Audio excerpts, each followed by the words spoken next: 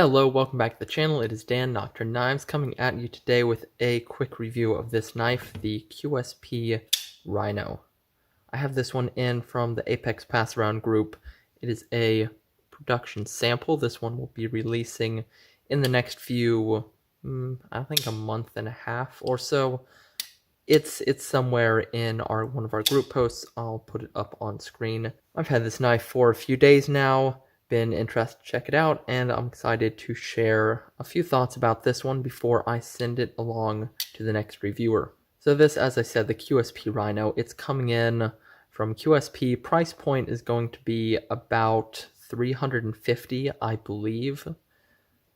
I'm not 100% sure about that, so make sure to fact check me whenever these are actually releasing.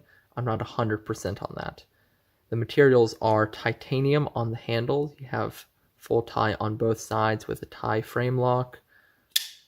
In here, you have a steel lock bar insert right there. Blade is satin finished M390 right there. Clip is Damascus. Backspacer is also Damascus. Take a look at a few measurements on this one. Overall length is coming in just over 7.5 inches. Blade length is coming in right at about 3.25, and cutting edge length is coming in nearly the same, maybe 3 1/8 or so. Take a look at some thicknesses here. On the handle, we're looking at 0.48. Blade stock is 0.14, and then behind the edge coming in at a very reasonable 15.5 thousandths. And now let's get into some of my likes, neutrals, and dislikes for this knife. So starting off with the likes, I like that there are multiple deployment methods for this. You have the flipper tab here, which is pretty easy to use, and then here along the blade you have this really big, nice looking fuller. You can easily get in there and reverse flick that. Very easy to do. And I like the fuller itself in that it's very long and nice and deep, so you can pick where you want to engage with it. You engage with it up here, and the detent gets stronger, a harder flick. You engage with it farther down here, and you have a lighter detent. So you kind of get to pick exactly how you would like the middle finger action on this, hard detent or lighter detent. My next like on the handle are all the big chamfers and rounding they have going on here. You can see on the top, nice and rounded here on these edges, no sharp edges. Here you have big chamfer here, big chamfer here. I like those. They make it comfortable. No sharp edges here. Nice rounded edges, even back here. You look, everything is nicely rounded. I appreciate that. It makes it kind of melt into your hand much more than something with real hard, squared off corners. So I like that they did that. My next like is the lanyard hole. And I appreciate that it's not just a stock hole, drilled straight through. And it also kind of integrates into the design. It's not just a hole, it's got some shape to it, it's more interesting, and it hasn't displaced or disrupted the clip at all. You can see the clip is still placed relatively far down on the handle, getting you a pretty deep carry with no interference from the lanyard hole. My next like on this is the blade grind. Pretty good. It's pretty darn good. The stock thickness is a little on the thick side, coming in at 0.14, really not so bad though. And then they take it down nice and thin with this grind, getting around 15 thousandths. That's pretty impressive. I'm pretty happy with that. I think that's below average for most knives. I'm quite satisfied with that. I think they did a good job on the grind here. And then my next like on this are the interesting kind of machining details, I guess pattern details that you get on this knife. So up here on the spine of the blade, you get this interesting ornate, I don't know exactly what to call it. It's not really jimping, or maybe it is. I wouldn't really call it jimping. It's almost kind of like file work, but very consistent, all like a spirally file work. It's very interesting. It looks cool. It's reasonably functional. It grabs your thumb decently well and gives you some traction. It's not the most effective jimping in the world, but for looking nice and feeling nice, it works pretty well. And then it's not sharp, it's not aggressive, so I can easily bear down with my thumb and it's not digging into my thumb at all. It's actually pretty comfortable to use. So very interesting there. And then it's mirrored on the backspacer here, which is done in Damascus, and you can see that pattern continuing all the way around and up the entire length of the backspacer. And you can see those pretty layers and lines in there. Very nice looking. So I really like that subtle detail. Well, it's not actually that subtle. I like that detail of the pseudo file work pattern going along here. I think it's very interesting. It adds a lot of intrigue there. And then I like the Damascus on the clip. Makes a knife that might otherwise be kind of boring in its finishing. Give it a little bit more pop, and it's got the cool ball bearing on there that looks neat. I do have kind of some issues with that I'll talk about later, but I like the way it looks. And then my last like is the hardware on here. It's all T8, and it's nice and deep. It feels high quality. I'll show you here. My bit here engages very nicely. Not much play in there. Goes into the pivot. Every screw on here is a T8, including the pocket clip.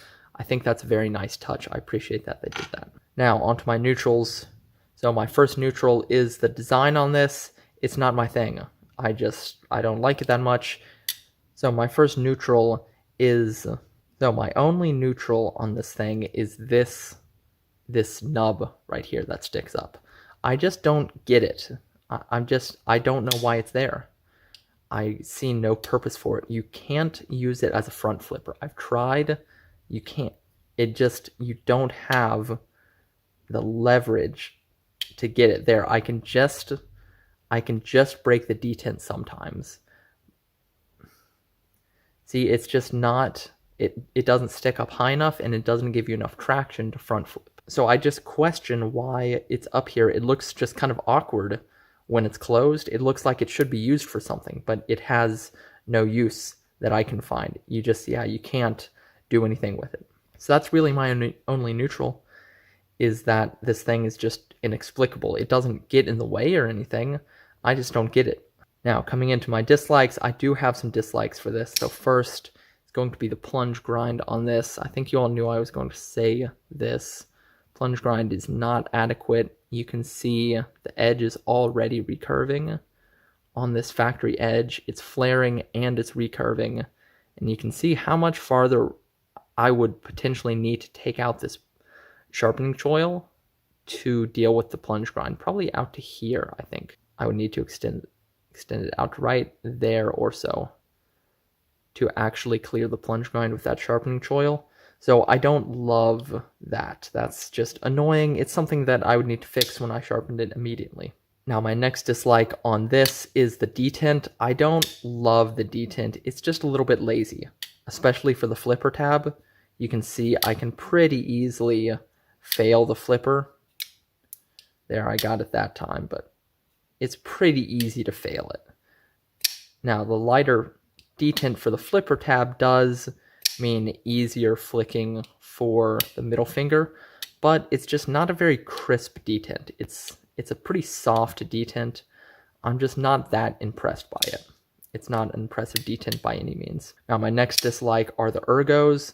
Not a huge fan of the ergos. It almost fits my hand, but this hook right here really kind of digs into my pinky. I don't love it. You can see how squished together my fingers are here. I want to have my fingers a little bit more spread out, but this hook is squishing them in here. If my hand was any bigger, it would be really uncomfortable. I'd be up on the hook like this. It just wouldn't work at all. In a hammer grip, yeah, I'm just running into this with my pinky. Same with a saber grip. Pinch grip is pretty good because there's no aggressive jimping. I don't mind the pinch grip. But yeah, I don't like knives that lock you in like this and kind of limit the effective grip area. Now my next dislike is the lock bar access. I don't think there's enough of it. I think they should have chamfered this show side scale. They should have given it a cutout on the inside here to let you get at this lock bar easier. As it is, the lock bar is very slightly raised, you can see there, but it's not very significant at all. So it's just a little bit annoying to disengage. You can do it. It's not too difficult, but I wish there was more access to that lock bar. Now, my next dislike is the pocket clip. While it looks nice, the function is kind of meh. The tension is pretty high, and I really don't like the way the ball bearing works. It just creates a lot of pressure in your pocket, so it's kind of difficult to pull it out. It's especially difficult to get it to pop over pocket seams in and out, so I'm not very impressed by that. And then my last dislike for this is the price. I think it's far too expensive. What I've been told is $350, $375, something like that as the street price for this. And in my opinion, that's just too high. I don't see that value here in this knife. I don't think the finishing is quite nice enough. You can see here in the plunge grind area how that satin just doesn't line up. You can see it getting messy. And the satin in general, I'm not a huge fan of. You can see it has a slight angle to it. I just don't really like this machiny satin here. So yeah, I'm not impressed by the price and the value on this knife. I'm really not impressed at all. The materials are okay. They're pretty good, but they're nothing crazy. M390 and titanium. I'm not sure on that street price if that comes with the Timascus upgrades. I don't know that for sure, but either way, I'm not in love with the price. Maybe it's decent if it's including the Timascus, but I'm not sure it is. If it doesn't include the Timascus, that's way too expensive, in my opinion, for the quality that you're getting here. And that's everything I want to say about this knife. Honestly, it's not my favorite. I like some aspects of it, like the big fuller that gives you a lot of middle finger flicking options, and I like the detail on the spine and the backspacer here, but overall, this knife really isn't for me, not my favorite thing. If you have any thoughts about this one, this soon-to-be-released design, I would love to hear them. Go drop a comment down below. Let me know what you're thinking. While you're down there, don't forget to hit that like button, subscribe button if you like sharpening knife content, all that kind of stuff. And with all that said, thank you very much for watching. I hope you enjoyed the video, and I will catch you on the next one.